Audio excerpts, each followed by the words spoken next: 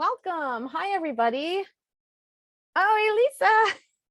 Hi, Elisa. I just realized I still owe you, I think, a reply to your last message. I'm so sorry. I tend to get very distracted. Yeah, I'm still waiting. I know. I'll just tell you right now, you look fabulous. That's all I'm going to say. And then I'll elaborate more on our text. Hi, Okay. everybody. As always is the case with these webinars, I usually get a lot more registrants than attendees. So I'm going to start in about another minute or so. I realize right now there's only about 4 of you on here. And we had, I think, about 28 total registrants for today. So I'll wait like another minute and then I'll get started. So thanks everybody for your patience and for joining.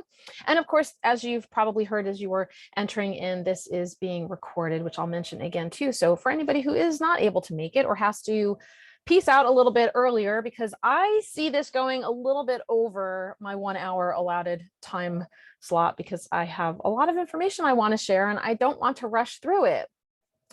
So you'll be able to receive the recording, as is always the case, about a week or so after today's webinar.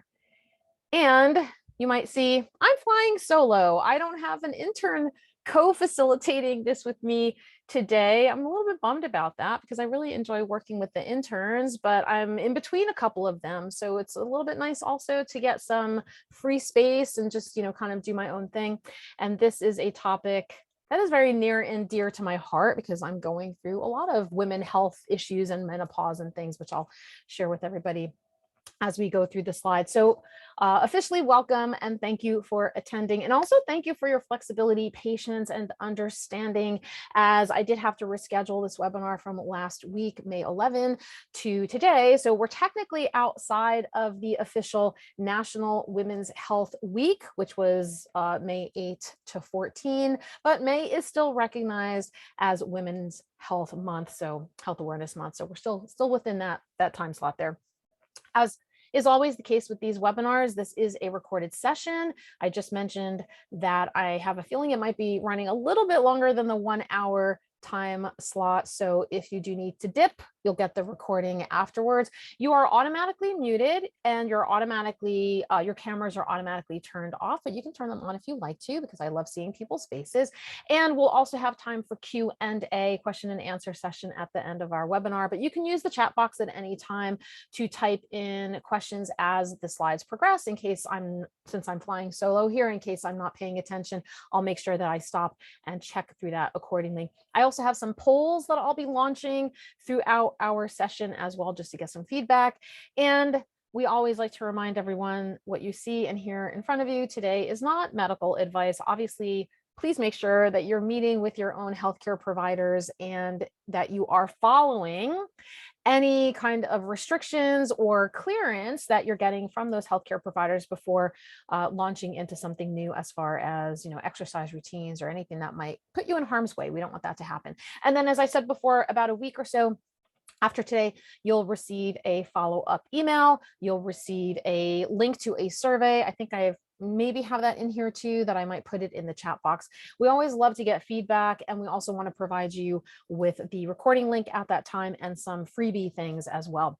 So our objectives for today, because it's nice to give some structure as to what we're talking about, is to help you learn about the nutritional needs and changes that happen throughout a woman's life cycle. We also want you to recognize, I should say, risk factors and common women's health issues, as well as options and services that are available to you, and develop strategies to support your health as you age. We're going to focus a little bit later on with preparing for menopause and maybe, getting you a little bit less afraid of what's to come if you haven't yet ventured into that territory.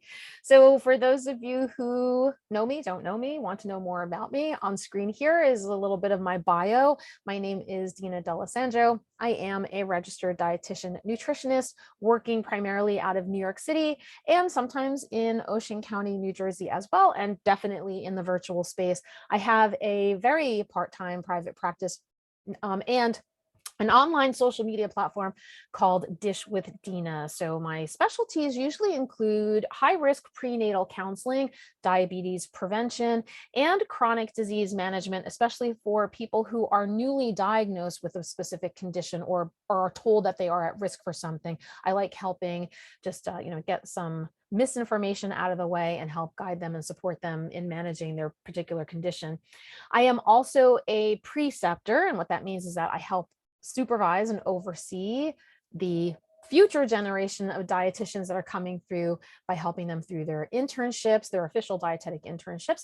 I also work as an independent contractor, which means I get hired by different companies in the corporate and community wellness areas, and they hire me and send me out to do various amount of things like wellness webinars, lunch and learns.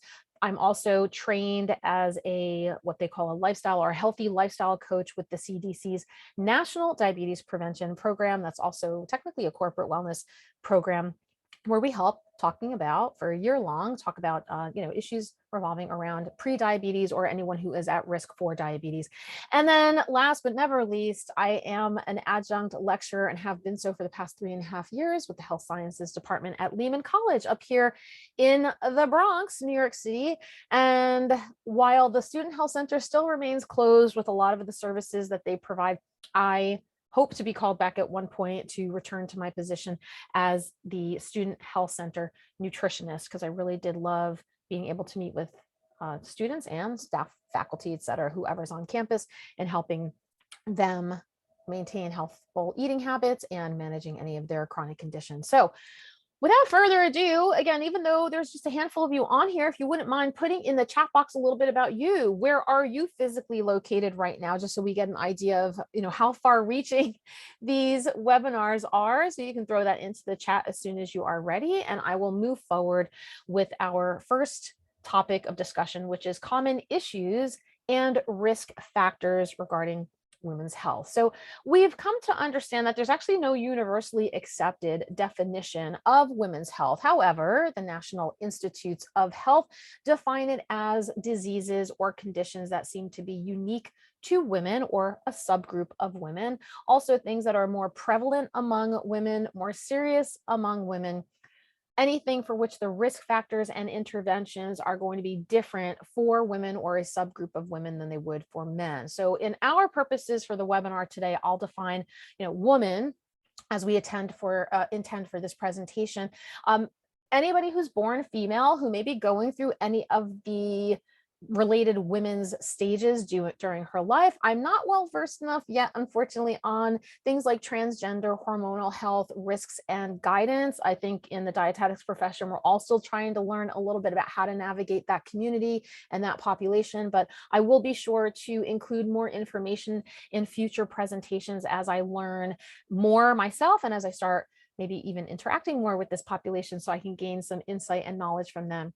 Of course, not every woman is going to menstruate or become pregnant or breastfeed, but I've included some of that information in case you do or are.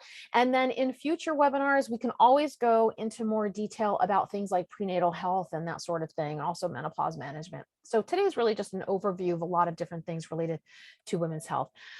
At an individual level, we've come to see through some studies and surveys that women utilize more healthcare services than men. In fact, women are more, about 76% more likely than men to have visited a doctor within the past year. But over the past few years, possibly because of COVID and more at-home type of work, many women have unfortunately put off taking care of their general health and wellness needs. So hopefully today that will encourage you, if you're one of those people, to get back on that and make sure that you're paying attention to yourself.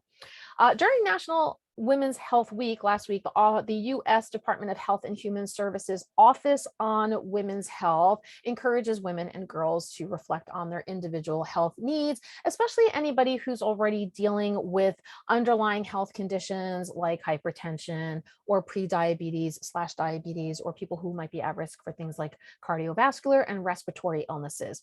And for women who also might be over the age of 65, a lot of times we see some complications in the older adult adults population as well. So, it's a great time just to remind friends, family, yourselves to be sure that you're taking action and prioritizing your health in that way. Globally speaking, the top issues that we see across the world as far as women's health conditions are things like breast and cervical cancers.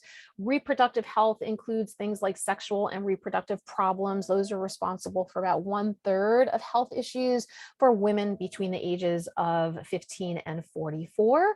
Maternal health issues, especially complications in pregnancy and childbirth.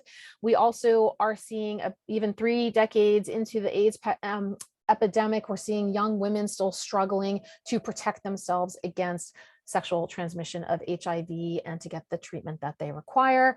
We also see things like sexually transmitted infections like HIV, but also HPV, human papillomavirus, gonorrhea, chlamydia, syphilis.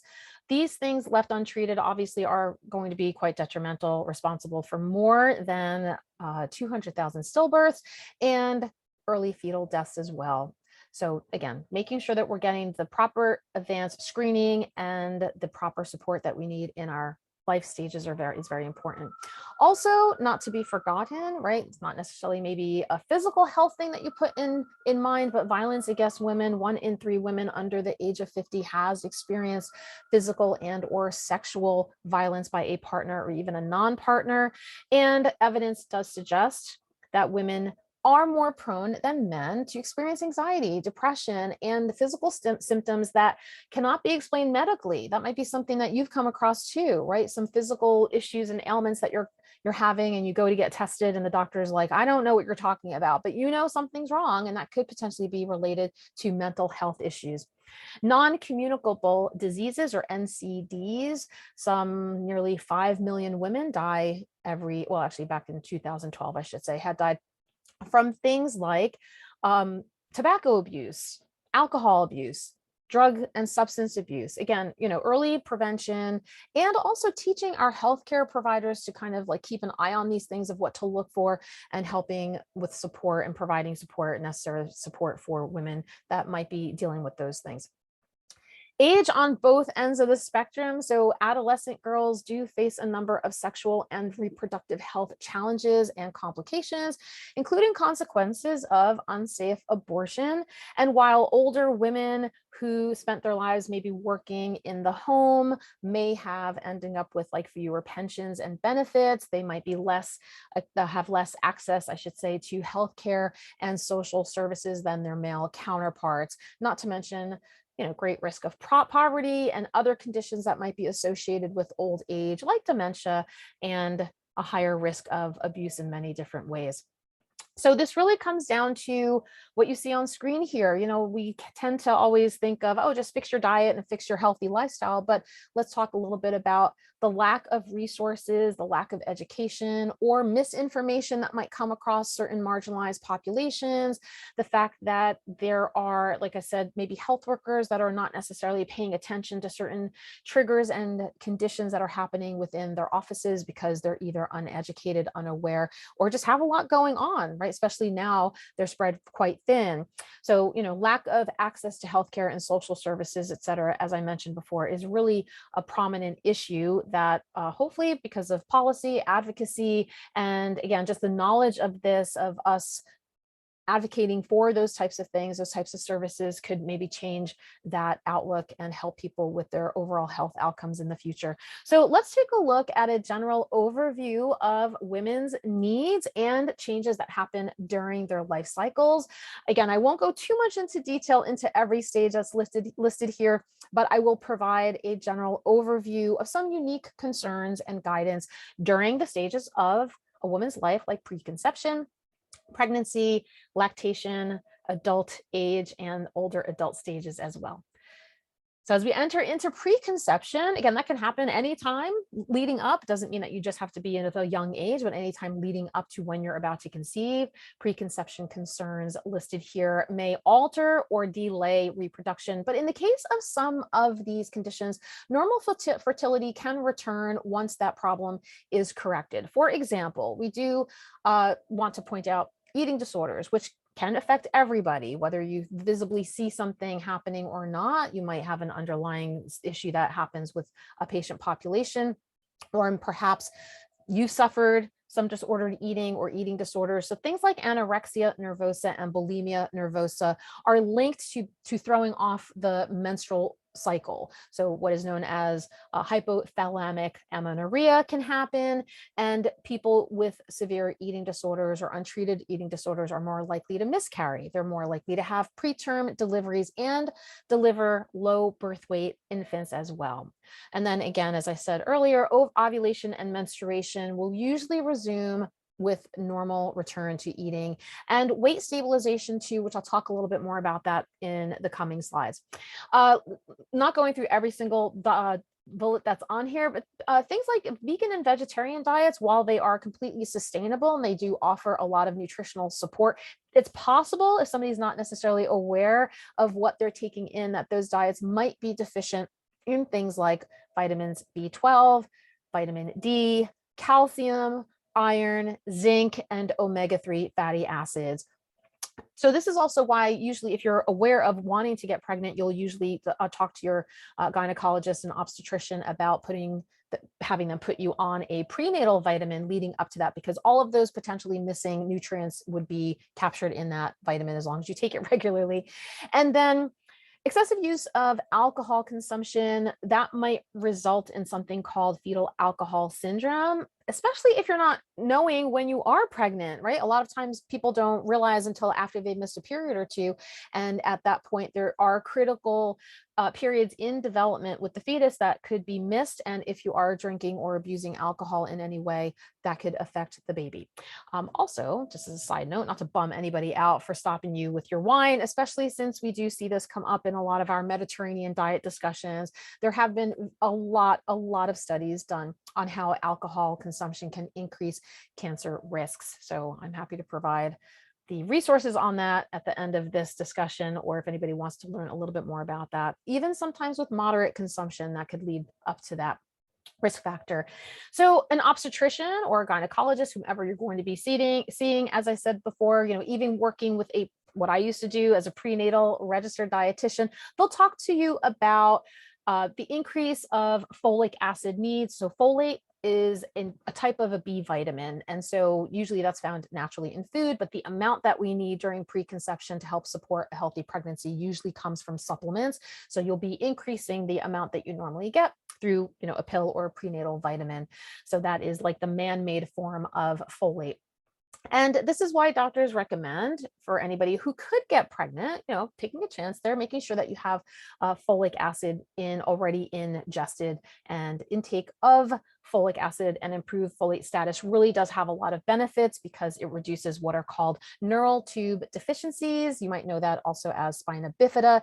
And some people just naturally have an increased need for folate due to some specific gene variants. So you might be at risk for some things if you have, some sort of, usually these are rare conditions, but some sort of condition that forces you to make sure that you're getting some more folic acid from outside supplements.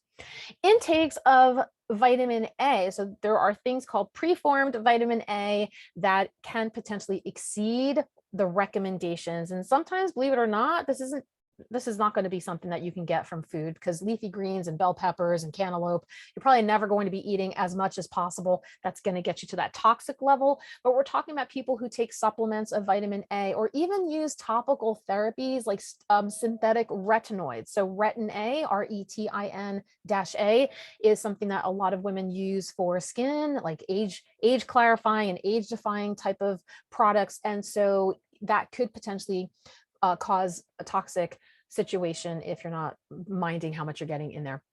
So vitamin A foods, as I said, are things like leafy greens, tomatoes, bell peppers, cantaloupe, even things like beef, liver, fish, and eggs have some vitamin A in them as well. But in the whole food approach, you're probably never going to be getting to the point where you're toxic on that. Iron deficiency, very common, one of the most common nutritional deficiencies in preconception stages. Low iron can really mess with some fertility hormones. So prior to pregnancy, we try to recommend, being conscientious of the risk factors that lead up to iron deficient anemia. And that can generally be improved even if you're dealing with a vegan or a vegetarian diet, because you're not necessarily getting animal products, which contain a really high quality amount of iron, that if you're getting your iron rich foods through more plant-based foods, just including some vitamin C to your diet. Vitamin C comes from things like citrus fruits, bell peppers, and strawberries. And again, limiting or omitting alcohol containing beverages. There is no known safe amount that protects you from having some sort of complication during pregnancy. And again, like I said before, not everybody knows when they're getting pregnant, or they might be pregnant and still drinking. So we want to make sure that we acknowledge that. So now we're skipping to the pregnancy time of life. 9 months of pregnancy is actually the most intense period of growth and development that humans will ever experience. And the outcomes of these processes really depend on a lot of different factors, most of which are known as modifiable, meaning that we could potentially change that. So receiving early and adequate prenatal care, making sure that you have access to doctors and screenings.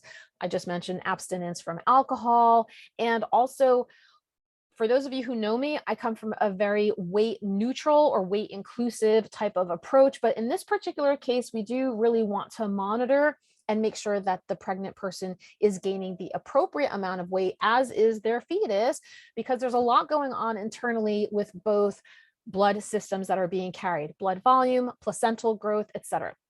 So usually what will happen there is, if you're in the doctor's office, the OBGYN's office, we will be monitoring both the estimated fetal weight through sonograms, and then we'll also be weighing and measuring the pregnant person as they come in.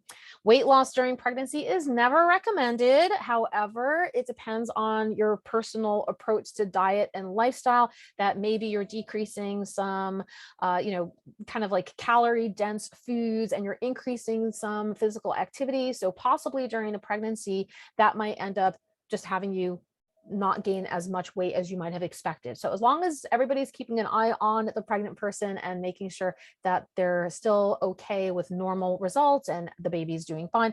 Sometimes we do see that. That's a woman or a pregnant person will be kind of like, remaining flat in that weight gain approach. Nutrient needs can definitely vary during the course of pregnancy, and this could also be helped with healthful diets. Energy intake alone, so the amount of calories that a person needs during pregnancy, will change from trimester to trimester. We actually don't really need a lot more extra calories during first trimester, but second and third we do, because that is when the baby is kind of building up and we start seeing that pop happen, and we need to make sure that we're managing the caloric intake to meet the needs of both the mom and the baby. Protein too, we're building a baby, right? We're building a human person. So we definitely need to make sure that we're increasing our protein intake on that too. And the need for healthy fats also, because that helps with hormonal health. If by any chance a pregnant person does get diagnosed with what is known as gestational diabetes during this time, then hopefully they will also be seeing a registered dietitian, where they can follow a dietary pattern that helps them manage that particular condition, which honestly is really no different than everything that we talk about all the time. Whole grains, a variety of different fruits and vegetables, really colorful foods, making sure that we have that combined ratio of all different macronutrients being represented. So carbs, for sure, are needed, because babies run on glucose. As I like to say, your baby needs that as a first form of energy, but healthy proteins and healthy fats should also be part of those equations as well, as is regular meals and snacks throughout the day. A lot of times pregnant women end up having some aversions to things, or they're feeling really off or sluggish. So just making sure that we can help support them in getting the appropriate amount of nutrients that they need over the course of the day. Again, not everybody might breastfeed, but if anybody is, lactation is the next life cycle I want to discuss. And as you can see on here, quite a variety of things could potentially go wrong. Some concerns and complications that can happen. As you can see, like sore, flat, inverted nipples, hyperlactation, meaning an excessive amount of milk is being produced, or sometimes not enough milk is being produced. And that, unfortunately, with the issue we have going on right now, if the woman decides, or the pregnant person decides after she gives birth, that she's going to end up utilizing formula. Times like this right now where we have a shortage of supply could also be a severe issue in getting enough nutrition to the baby once they're born. Maternal medications, these things can potentially pass through, actually everything passes through the breast milk. So that's a decision that your doctor and you would be making to determine what benefits outweigh what risks. So sometimes it's just, as anything usually is, a dosage discussion. But of course, if somebody is taking in a lot of alcohol consumption or nicotine or drugs and substance abusing, then that would not be something that we would recommend if you are breastfeeding. That's going to be something that would pass down to the child. Unfortunately, things like alcohol consumption takes about 2 to 3 hours for a body to eliminate alcohol in one glass of wine. So if there's a person who's nursing their child, that could potentially pass on to the baby during breastfeeding. Nicotine, smoking, listen, right? If you don't know by now that smoking is not good for you, I don't know what to tell you, but I realize, as a former smoker myself, it's very challenging to try to give that up. But some of the health risks that are posed by a smoking mother to her child could be things like otitis media, which is an inner ear infection, respiratory infections for the baby, gastrointestinal issues as well. So again, just trying to, be mindful of some of the issues that can pass along through breast milk, or just the environment of, within somebody who is smoking, secondhand smoke issue, and so on. Also, time and energy, especially for somebody who's breastfeeding multiple children at once, whether they have twins or they've had children within a short amount of time of each other. That's a really big obstacle for a lot of people to overcome. So frequent nursing increases fatigue, and also might be in need of support of individualization, stress management, time, again, too. Maybe different baby visits also are kind of draining as well. So some of the guidance that we provide here, there are actual people called lactation consultants in the United States. I think I think the I is technically international. So we have an international board of the lactation consultants, so certified lactation consultants. So they're very helpful to be able to provide information, especially if anyone is dealing with some of those things like sore, inverted nipples, etc. Maintaining a general healthful diet. Just like during pregnancy, during breastfeeding, your body also requires an additional amount of calories because you're utilizing extra energy to feed that baby. So usually the first 6 months of breastfeeding, we usually recommend about 300 calories more a day for the breastfeeding mom. And then the next 6 months of breastfeeding, we usually say about additional 400 calories a day.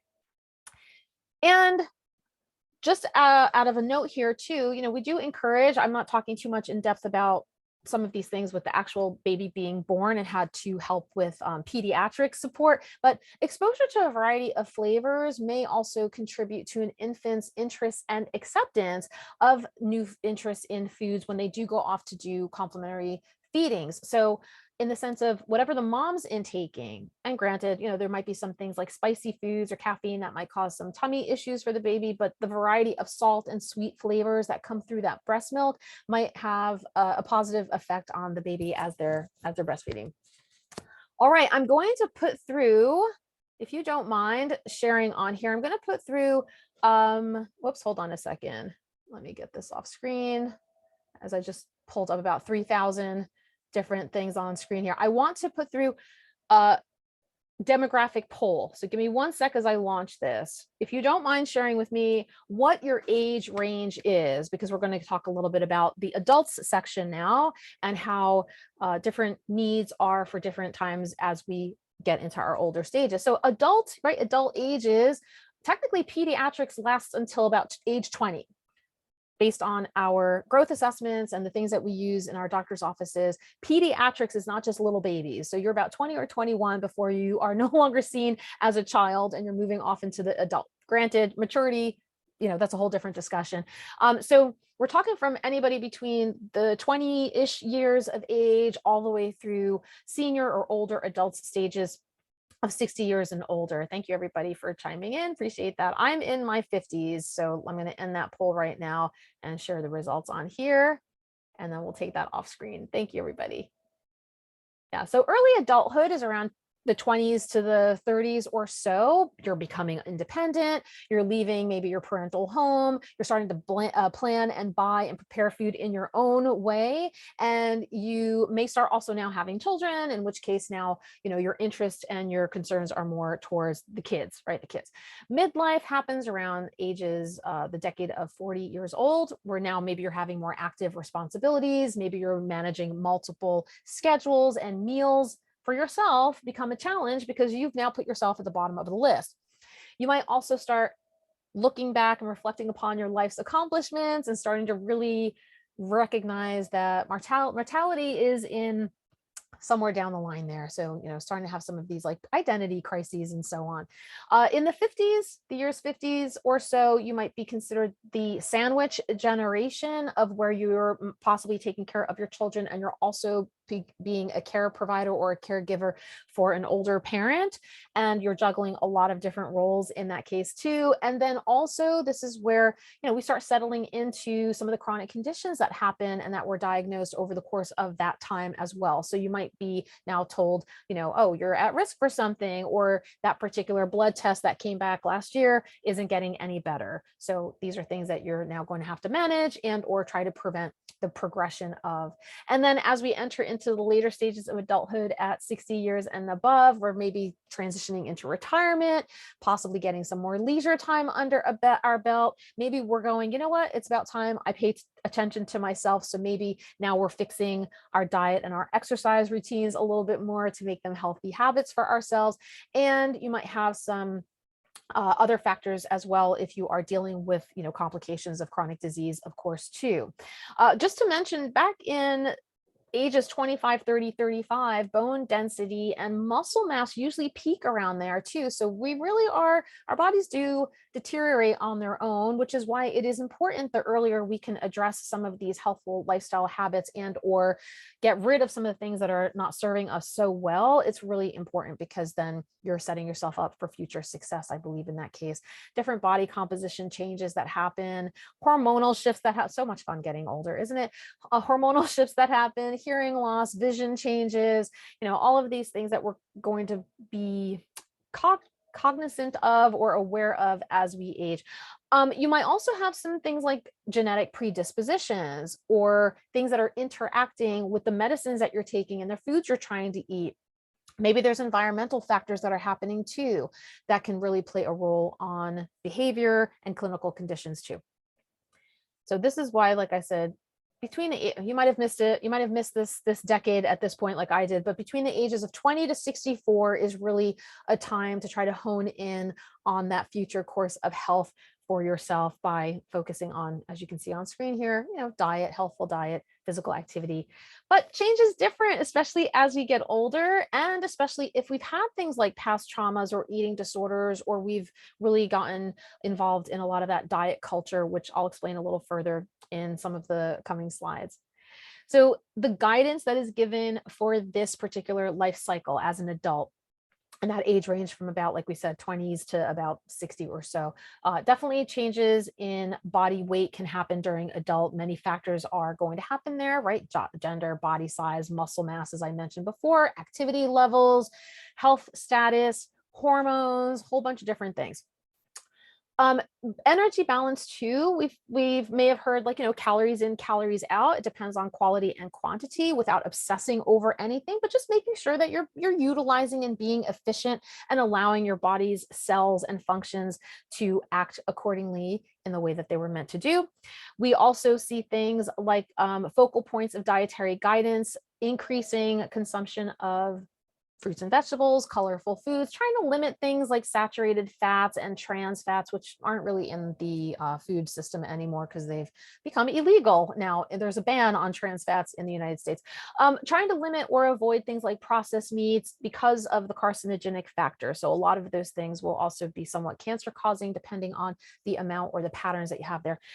Physical activity, really this shift, especially as we're aging in those later years of life, becomes the priority. Okay, so not so much even focused on the quality and quantity of your food, but really how active are you getting? Are you preparing and are you protecting your body from those things that are happening as we age, where you might see things like deterioration, and loss of muscle mass and an increase, or I should say decrease in bone density. You might also hear about things like functional foods that have protective qualities on them, things like fruits and berries and those antioxidants that you might have heard about, fatty fishes that help with the omega-3, which are cardioprotective. So things like salmon and sardines and really any kind of fish has those qualities to them. We also lose our internal water content as we age. We dry out. So getting hydrated, staying hydrated is important too, making sure that you're meeting those beverage recommendations. But also, it doesn't just have to be from drinking plain water all the time. It could be from things like soups and stews, and some food items as well, like fruits and vegetables can be very water dense. So if you're not a big water drinker, there's definitely ways around that, like infusing water or seltzer or getting teas and things along those lines. Managing disease in this life stage to prevent or delay progression, as I said before, to avoid any complications. And honestly, as a child whose father passed away through some complications that were unknown to any of us, I really do think that if you do have children, or if you see yourself having children in the future, that giving yourself those screenings. You don't have to take the advice of every doctor. You don't have to take your medicine if you don't want to. You have the right to decline all that stuff, but allowing the next generation to understand what they might be at risk for, I think is something that should be considered. And of course, here too, whether or not you're still menstruating depends on that too, but a visit to the gynecologist is also recommended for annual screenings to make sure that you're getting cancer screenings and so on anytime you have concerns about pelvic, etc., abnormal bleeding, these sort of things, and leading into menopause. So you might be seeing your gynecologist into those menopausal years as well. And now old, how we define old on here can begin as early as year 60. It depends on the organization, the survey, the resources. We usually say older adult ages starts at around 60 years old and on. So the CDC, right, the Centers for Disease Prevention and Control and Prevention, they suggest that longevity really depends on about 51% of lifestyle factors. So not even genetics or anything that's going on. And yes, obviously access to healthcare is important too, but really the things that you do for yourself, those changes, those modifiable changes that you might have for yourself, and starting as early as possible, can really determine longevity, how old you end up living healthfully, right? We could be old, but falling apart. US life expectancy right now, and I'm sure it's going to change after we do some more surveys post-COVID, unfortunately, is about 79 years old. Back in the day, we only lived to be about 35. So we didn't care about what was going on for the rest of our lives. And now it's a flipping full-time job just to keep all of this going. And we are unfortunately working against some theories. So we have some theories of aging in place, things like programmed aging, where it said that all cells are set at some sort of expiration date. And when your time is up, your time is up. We also have something called the wear and tear theory, meaning that, listen, live fast, die young, right? If you're putting yourself under extreme circumstances, not just the fun stuff that you want to do, but also the things that might cause you stress chronically, the things that you're constantly battling against, or putting yourself in oxidative stress. So smoking and sunburns and living, unfortunately, in environments that cause a lot of pollution and that sort of thing, it's not really working to your benefit. It does end up wearing on our cells. Everything that's in our system will be affected by the time we're older. So cardio stuff, endocrine system, which has to do with your hormones, gastrointestinal system too, especially for the older adult population, because they're on polypharmacy. They're on so many medicines that can really mess up their gastro system. So you'll see people who are on, stool softeners and just having gut issues all the time. Musculoskeletal things, like I mentioned earlier, with the age-related wearing away or loss of muscle mass and bone density happens too.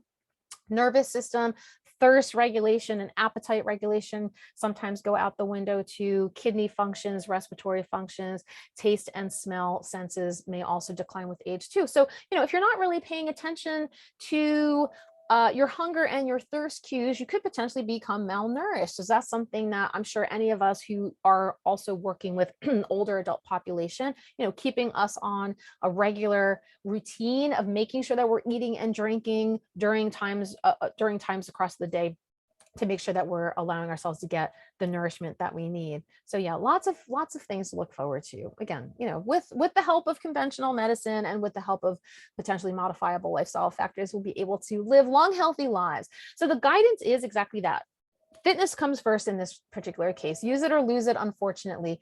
Regular physical activity really does help maintain functional status. So ambulatory movements, right? The ability to hold yourself upright, balances you more at risk for falls and fractures as we age. So we want to make sure that we can do things like strength training or resistance training activities to help us build up those muscles and help protect those bones that are starting to deteriorate, but also allow us to be able to have our balance and not trip and fall and walking down a flight of stairs correctly. Same stuff has been going on through the rest of those decades too, with a healthful, balanced diet. But in this case too, because we might be losing some of that muscle mass, to make sure that we're taking in enough protein, healthful protein foods, whether they're animal or plant-based.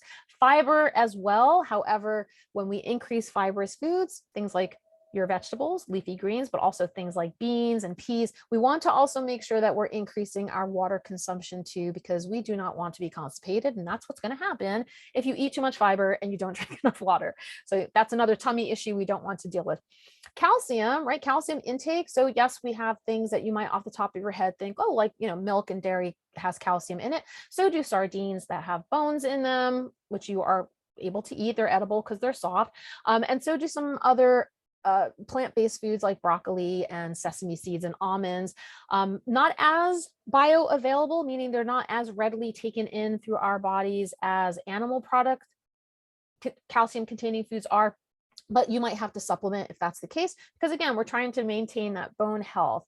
Decreased sodium, because if you're not really paying attention to your appetite and if your tastes are changing, you might end up throwing on a ton of salt or eating out a lot because, again, financially speaking, you might be on pension or you might not have a steady income anymore as you're getting older, and you might be going to a lot of takeout foods that are a little bit more affordable. And in that case, that's a little bit more high sodium. So we want to make sure we're being mindful of how much salt you're taking in and making sure that you're getting enough what are called potassium-rich foods, like your plants, your fruits and vegetables on there.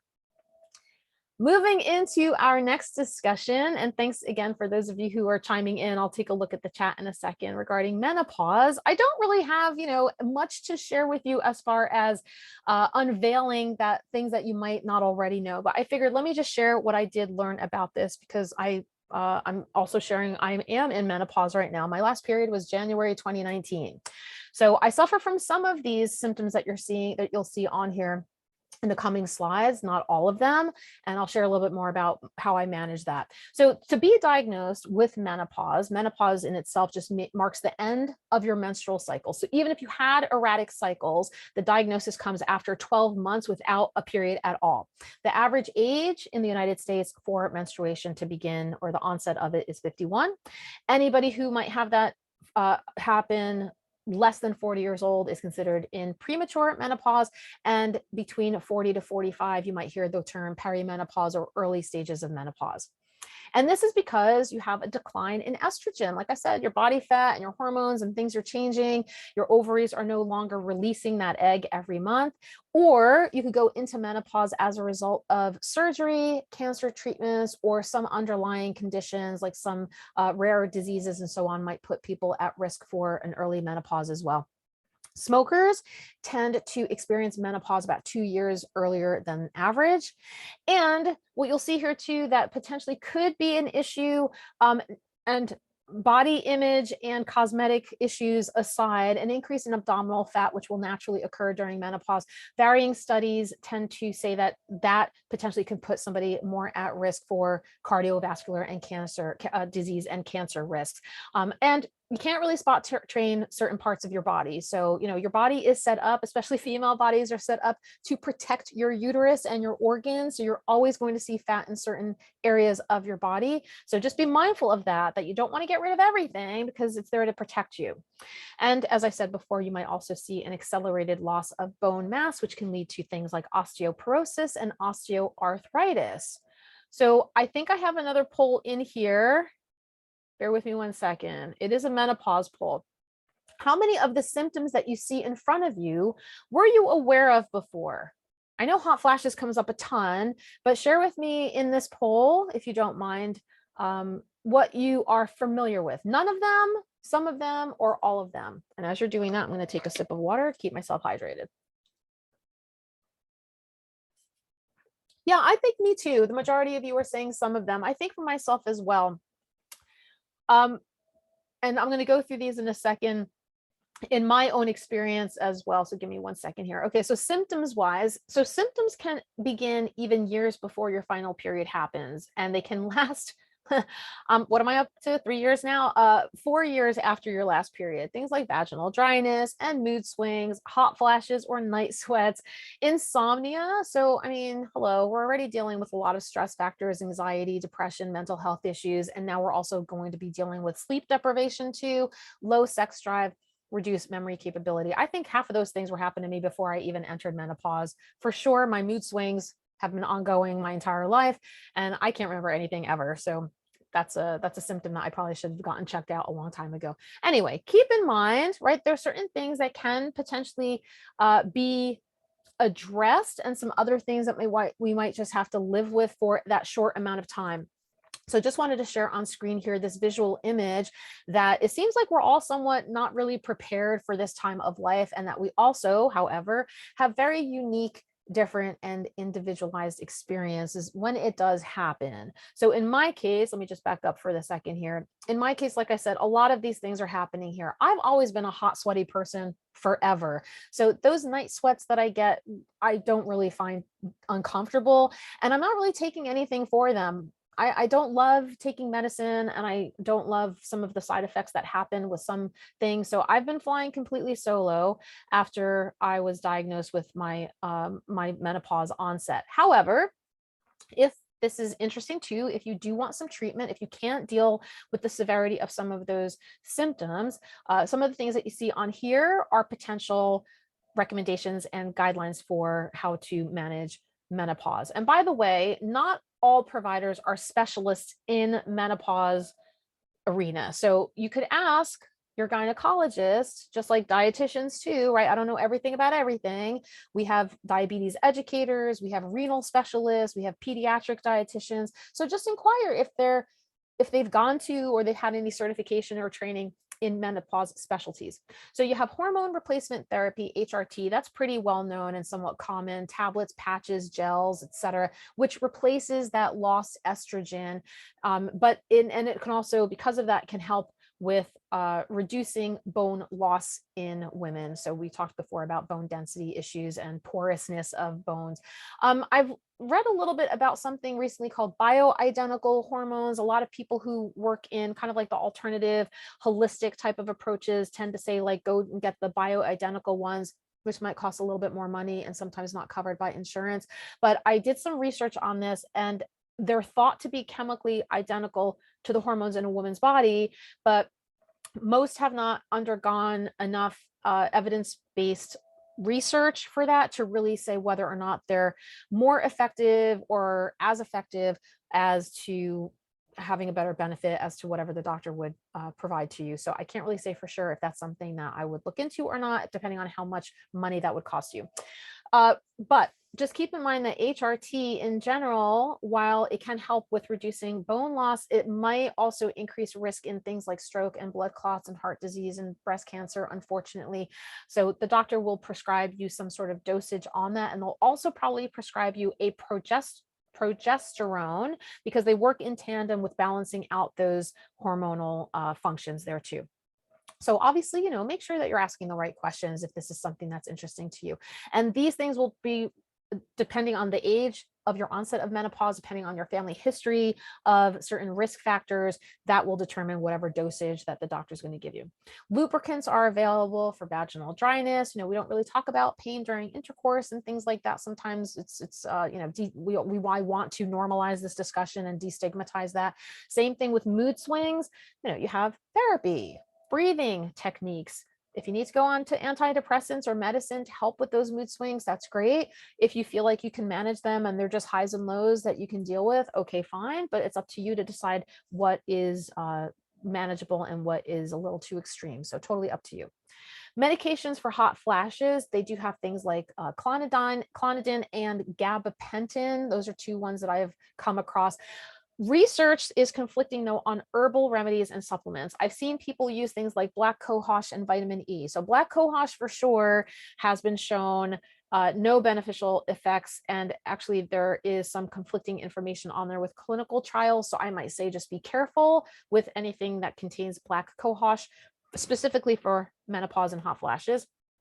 But there have been intervention studies, meaning that there's an actual research done on human people to see what's going on during menopause with these hot flashes. And there has been, so the dosage on this, don't take it for what I'm telling you and don't start like popping pills just because I'm sharing this with you, but about 500 milligrams of curcumin and about 200 IUs a day of vitamin E was shown to have some positive significant reduction in hot flashes overall. So that's usually an experimental group and a control group. So that seemed to be a decent study that I came across there to share with you.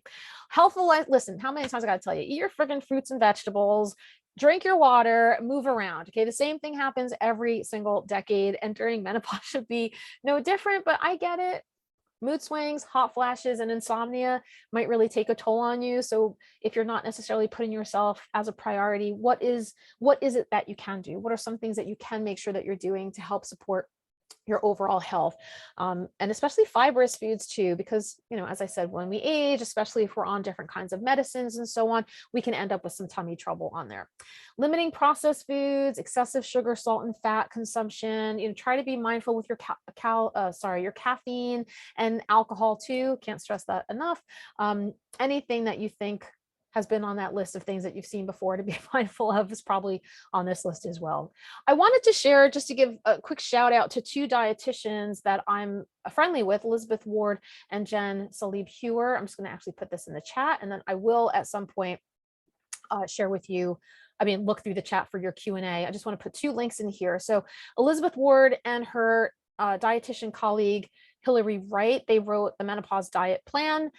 They do focus a little bit on like weight management, and I'm kind of a weight neutral type of person, but if that is something that you're interested in, then by all means go ahead and take a look at that. They provide you with a lot of great recipes, and they walk you through kind of like the menopause stage. And then Jen has a lot of online courses. She has like a support group that she works with, a lot of things that she does on social media that can help you if that's something that is interesting to you. So I just threw the links in the chat there.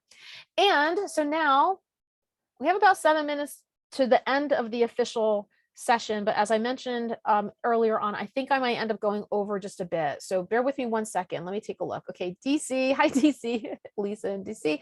Yuriko from Toronto, Canada. Hi. Oh, Jamaica. Thanks so much, Amina. Nice to have you join us. Laura in Suffern. Thank you. Amina, I'm not entirely sure. I might address that in the next couple of slides. I understand why that might be a concern, especially if there's like radiation involved, like with, x-rays and things like that. But a lot of times with cancer screenings, they don't recommend like every single year. As a matter of fact, I'm going to do a colonoscopy, and if everything turns out fine, I don't need to go again for another 10 years, I think. And so those things aren't even recommended until you're about 45 or 50 anyway. So how much is too much would be totally dependent on you. And a screening is just that. You're just there for a screening. So I would probably say every 2 to 5 years, depending on what your doctor would say. And then you can play it by ear. If you feel like you have absolutely no risk factors going on, or if you are very low at risk, you might need to forego that, up until a certain time that you feel comfortable with. So I would say personal preference on that, but that's my 2 cents. If anybody else wants to chime in to, how you might feel, how you take that on as far as screenings are concerned, please feel free in the chat. So let me launch into the next set of slides as we're starting to wind down here. As we like to do in these webinars, going to provide you with some strategies. So pay attention in these coming slides. Make a point to fit into your schedule or routine as many of these recommendations that make sense to you. I promise you that not much of this is any different than what you've already seen, but it's nice when I do these monthly webinars to kind of, reinforce and remind you, if you've fallen off track a little bit, that maybe it's time to get back on. Setting boundaries, really important with yourself and with others. So first and foremost, let's just talk about safety. Being safe, having a safe environment, seeking help if you or someone you know is experiencing domestic violence. I put on screen here, and this will also be included in the post-event materials, some of these numbers and websites as well. So you have something like the National Domestic Violence Hotline by phone, by text, by website.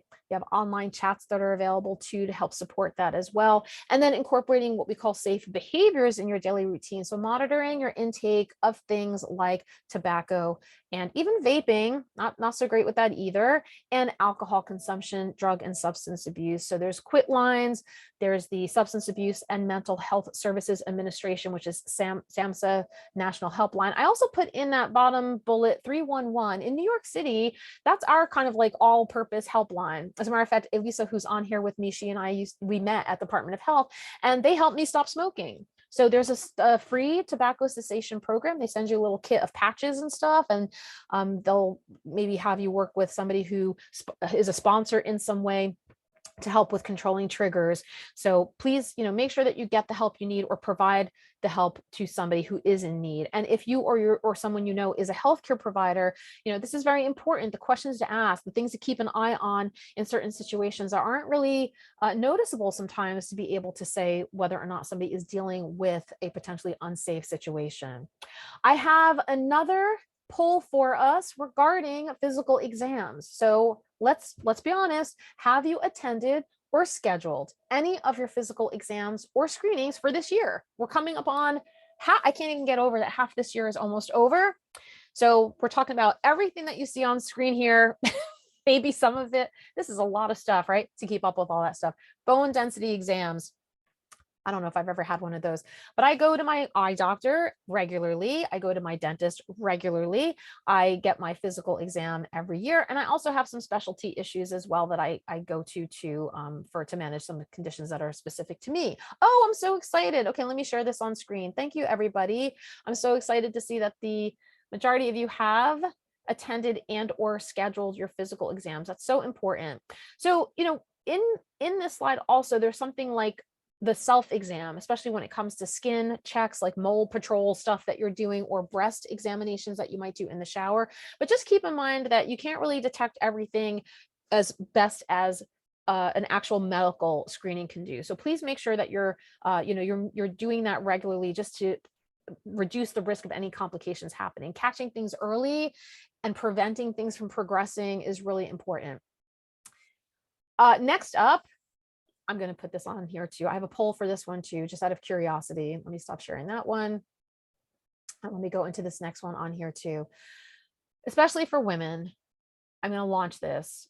Yes, 100% for me. Have you ever been on a diet? And what I'm talking about there is some sort of restrictive approach, whether it's a 30-day grapefruit juice, whatever the heck, whether you've put yourself on an intermittent fasting thing, anything that is usually related to weight loss is considered a diet.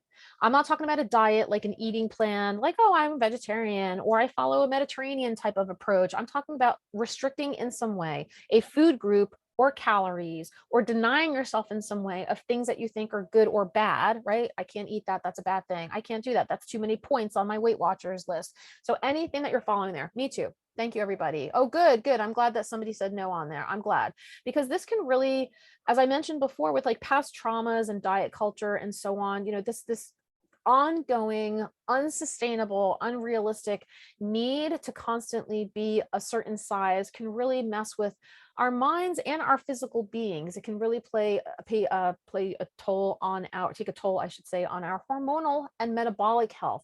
So while I usually don't like discussing weight, I should say, I want to just at least bring this up here. And again, for anybody who needs to peace out, because it's already coming up on the 2:00 mark, I promise I'm going to be done in the next 10 minutes or so. So feel free if you need to dip. I'll give you the recorded session later. So what's considered a healthy weight is anything that you are comfortable with. It's different for every single person. It's different if you have a specific condition that may cause you to gain a little bit more. It may be different if you're pregnant. It can be the difference between, lowering the risk of heart disease and stroke and diabetes, but not all fat people have unhealthy situations, and not all skinny people are the perfect epitome of health. So I hope we understand that it can come at any size. Disease and weight can come at any size. So this is going to be different for anybody. You can talk to your healthcare provider. I would very much appreciate if you also talk to dietitians, because your doctors don't know about nutrition. And you can set healthy goals for yourself, things that are going to make you feel comfortable and nourished and good and work well within your plans of whatever your structure and your systems are, specific and sustainable things that work for you. Because when and if you do something called weight cycling, when you're losing 20 pounds and gaining 35 and losing another 10, and I got to be ready for the beach and all this back and forth over years and years and years, these studies that are coming out are really showing us, we're talking about clinical endocrinology and metabolism studies, are really showing us that these what's called weight cycling, the constant losing and gaining weight from these restrictive measures, can lead to adverse health outcomes. So I really encourage you, throw away your scale, honestly, ditch that diet mentality, stop forcing yourself to maintain this unrealistic, unsustainable body image for the sake of body image's sake there. Ignore the commercials. You can't. Every 10 seconds, there's a weight loss commercial. And even ones that aren't weight loss commercials are promoting weight loss, right? Like medicines that help you with like stopping smoking will say things like, and they also help you lose weight. There's just this constant message in our society in America that we can't escape, but I'm encouraging you to try to ignore. Try to ignore the marketing that comes from things like that on your food and whatever other types of food items that you purchase, the products and services. Stop following people on social media who do things like these crazy celebrity diets or anything that are going to make you feel uncomfortable, right? Lose X pounds in X days. Not realistic, not sustainable. Also, try to make peace with food. Try to come from an all foods fit or a food freedom mentality. Try to avoid attaching any emotion or guilt toward any foods. You had a banana, that's great. You had an Oreo, that's also great. You're not good or bad for either one of those things. And including mindfulness in your daily habits. So we hear this word mindfulness, and it's really attached to a variety of different things. In the case of food and maintaining a healthy weight and food in general, which I'll talk about in a second, we're talking about how and when you eat, making sure that you are feeding yourself regularly. Try not to wake up with just a cup of coffee. That's not breakfast. That's not a meal. And then do nothing and eat tiny, tiny things and then go to bed and be starving or eating like an entire meal or gorging on something, because those are really disordered eating patterns that mess with your mind and your body as well. Be careful and mindful of how you speak to and about yourself, to yourself and in front of others, right? I'm so fat. I can't do this. I can't gain weight. I can't lose weight. And again, who you follow on social media, if they don't make you feel good about yourself, they needs to go. That's my PSA. I said this before, I'll say it again. I'm also talking to myself when I say this. As with every condition, exercise is so important, especially weight bearing exercise helps build our muscles and protecting our bones, helps with falls and reducing the risk of falls and fractures in our future. Healthy diet and lifestyle style can help us mitigate any symptoms and risks associated with those chronic diseases that you saw before. So move whatever you can, right? If you're dealing with an injury or an illness, just try to get up and just do some form of movement. Try to keep yourself somewhat active. If you are physically unable or disabled, there are probably some parts of your body that you might be able to do, or you might be able to put yourself in a swimming pool for lower resistance activities. Get moving and stay moving. I can't say that's enough. Even though the recommendation from our government says 150 minutes of moderate intensity physical activity. So if you have something like a Fitbit or a smartwatch, you can figure that out by seeing how high your heart rate is going over the course of the day. For me, my normal heart rate is about 68 beats a minute, but my moderate intensity level heart rate is about 129 to about 141. So that's where I'm like, I can still talk, I can have a conversation, but my heart rate is still going. I'm not about to sit down and pass out. It's not that extreme. And then next up here, nourishing from the inside out. Let me see if I think I have another poll on this one too. And I promise you, I believe that this might be my own, my last one. All right. So I'm going to also inquire, how often do you treat yourself with food? Is it something that you're like, I'll only have, on the weekends or during special events, I'll have like an indulgent type of food? Or do you, like I do, every day? I have a little piece of chocolate, I have a little sweet treat, maybe I have a little salty snack if I feel like it, right? I have a sandwich with some potato chips on the side. How often are you treating yourself to the things that you feel are quote unquote indulgent? Allow yourself to, like I said before, get through that food freedom. All foods fit. Okay, you don't have to sit there and put your entire face in a bag of potato chips or eat an entire pound cake or an entire gallon of ice cream. That is somewhat problematic. And I understand, that might be based in trauma or stress or whatever the case may be. But allowing yourself to have some things that you would maybe feel like, I'm not worthy, I don't deserve it. I really do encourage you to try to detach from that. Thank you for sharing that, everybody. I'm going to post that on line as well here too. Good. Okay. So some of you are daily, some of you are weekly, and some of you might say rarely. Okay. Thank you for sharing that. And that is the last poll that I promised on there. Nourish yourself from the inside out, right? Try to eat well-balanced meals and snacks. I talked earlier about that macro balance. Carbs are in everything. But what you might want to monitor is your intake of refined types of sugars or refined types of grains. So white rice versus brown rice. I also want to be very sensitive and respectful of people's traditional food ways. So name in the chat, like, what are some things that you eat during the course of a day? Like some of the go-to meals that you have, please share with us. My go-tos, let's see, today for breakfast, I had oatmeal with peanut butter in it, stirred it up, and then I had 2 dollops of cottage cheese on the side.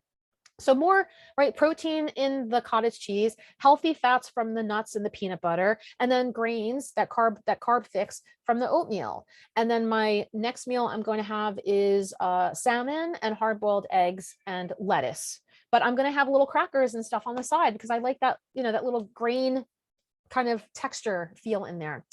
You've heard eat the rainbow and beyond, and then some. If you do dairy, animal products, milk, yogurt, all those things I mentioned earlier on, those nutrients that I was sharing, those vitamins and minerals, that's like, okay, yeah, what about vitamin A and what about calcium? It's the list that you see here, right? Dark leafy greens, good sources of salmon and fish and things that are going to give you omega-3s or fatty acids, those good healthful fats, a variety of different legumes to help with fiber intake as well. So peas and beans and nuts and seeds, calcium, fortified foods as well. So you might see some juices and some cereals that have like added calcium in that. Vitamin D, very important. Where do you get vitamin D from? Go stand outside for 10 minutes. That's it. Don't slather yourself with sunscreen for 10 minutes only. Just stand outside for 10 minutes and soak in that sun. Let that vitamin D do what it needs to do in your body. And please, please, please treat yourself. Treat yourself well. Enjoy your food, enjoy your habits, whether you're at home or in restaurants, like fun, indulgent foods from time to time. Here too, I wanted to talk about practicing self-care for your mental health and your physical health as well. Stress management, heart issues, all of these things are very tied in. We actually did past webinars on this too. So in the follow-up email, I'll put a link because once about a month or two go by after I do these webinars, I post them up to my YouTube channel. And so they're available to anybody, even if you didn't register for a particular webinar, you're more than welcome to go and check out the webinars that are there. So we have things about stress management and practicing self-care, building that toolbox of strategies for yourself. What works for you? Don't worry about the things that you read about people waking up at 5 a.m. and having a checklist of things that they do to get out and go and be productive and efficient. Talk about what works for you. How can you cope with stress and anxiety? How can you reach out to support in daily life and when you're dealing with certain things, right? A lot of us are like, it's fine, I can handle it. You can't. You might not be able to, and I don't want you to. I want you to be able to reach out for support, whether that's an actual healthcare provider or some other means that you're going to. Try to connect, socialize, be in nature, community, families, friends, faith-based organizations. Make sure that you're not just isolated, especially in the time that we're in right now. A lot of us have just been working from home incessantly and not really getting out and about. Make time for quiet, silence, meditation, yoga, reading, anything like that. And pay attention to those mood triggers as well. You might need to reach out like I've done before. I've shared with a lot of you, I think, on here too. I've called the suicide prevention hotline a couple of times. I've been medicated. I've been seeing a therapist since I was 19. So I know what triggers me and I know how to manage it, but a lot of people might not and don't know where to go for help. So you'll see on screen here I should say on screen in the original one with safety first. I'll share some of those hotlines information as well. Please also focus on your sleep habits. We're starting to see a lot of research tie in poor quality and quantity sleep habits into cognitive dysfunctions. So you're more prone to have dementia at an earlier age or Alzheimer's disease. So being careful with how much sleep you're getting. A lot of people will say things, especially students that I work with. I can live on 4 hours of sleep, and I got to cram for my study sessions once in a while. Or if you're dealing with insomnia, okay, fine. But if it's a pattern that's happening, that can really play a toll on your mental health and your physical health problems as well. So please try to shoot for getting at least, mine is about 7 hours and 15 minutes is my ideal. I have yet to hit that. It's been 3 years. I've been tracking my sleep. I'm only at 6.5 hours. So it bums me out. Okay, let's take a look. Yeah, you're welcome, Amina. Let's see. Oh yeah, Elisa, right? That negative language. I say things like that to myself too sometimes, like I'm so stupid.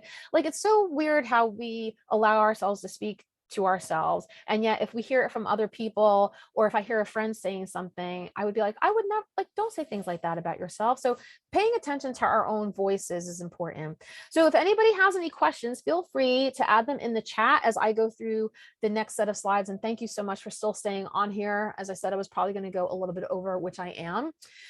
If you've registered for this webinar, any of our webinars that you register, whether you attend live or not, keep an eye out for that follow-up email, the survey, the links, the recordings, everything that's going to be in there. I always throw in these little freebie downloads to keep you on track. If anybody was in the stress management one from last month, I kept that. We had a bingo card. I keep it on my bulletin board in my kitchen, and I've been circling my bingo card full of stuff, which how to maintain or manage stress, I should say. Keep an eye out for our future webinars. We're trying to do this all the time, every month. Especially when I'm working with my interns, they love putting these things together. So our next one is on June 22nd. No, hold on. I think that's 15. I think we changed it. So June 15 is our brain health and Alzheimer's awareness. I'm just going to put this in the chat. You can't register for it yet, but I'll send everybody an email out with the registration link when I confirm it. And then July 13, we're going to do like a second half of the year, mid-year check-in, and just, go through everything that we've been teaching in the last 6 months. And, you're always more than welcome on the survey feedback forums, or even right now in the chat, or anytime you want to email me, what topics you want to see, what things you want to talk about, what are some things that you think are important that we didn't really address, or, a question of the month, whatever it is, we're happy to include in either these types of formats, or on Instagram lives. We could do some kind of Q&A discussion too. What in this webinar should we elaborate on? These are things that you can include in your feedback form.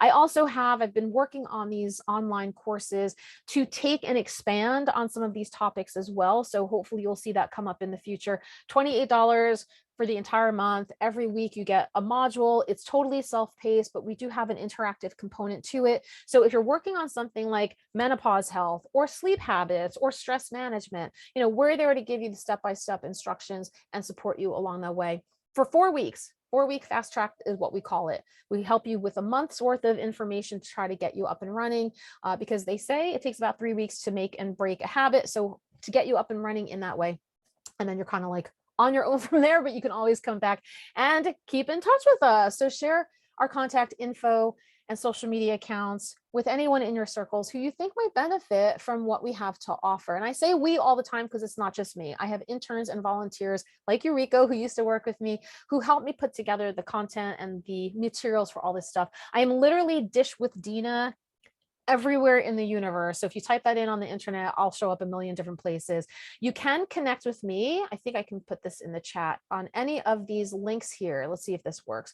You can connect with me right now if you want to click on any of these things. Instagram, YouTube. Oh yeah, I'm on TikTok, but not really on TikTok. I still can't figure it out. If you're in need, or you know somebody who is, of nutrition counseling, I'll also put my online schedule on here. It is $15 for 15-minute consultation. I do that because I want to make sure people are serious about checking in with me. But that $15 can go towards as a credit towards your first initial full hour consultation. So you'll get that back in some way. So feel free to send me a request. We can chat about what your concerns are, how I might be able to help you. If I can't, then, I'll at least send you and give you some guidance on who I think is appropriate to refer you out to. And then last but not least, in the follow-up email, I always put donation information on here. I can't do all of this myself. And my interns and volunteers, they all work for free. So it's nice to collect some funds that help us maintain and manage the time and energy that it takes us to do this, and give them, some like free lunches and so on every now and then. It really helps with offsetting some of the costs of just putting these things together. But you are under no obligation to give me money, of course. I always want to put out information that could be of service to anybody who needs it. And that's it, my friends. This is a list of references and things that I'll be sending in the follow-up email if you want to learn a little bit more about this particular topic. I really do appreciate the time that we spent together here. I always thank you also for helping me go over time and sticking around with me on there. Let me see if there's any final questions on the list here. I don't see anything, but you know where to reach me if you need to. I wish all of you a wonderful rest of the day. I hope to see you again in a future webinar, and please eat well, be well, and treat yourself well, everybody. Thanks so much for coming. Bye.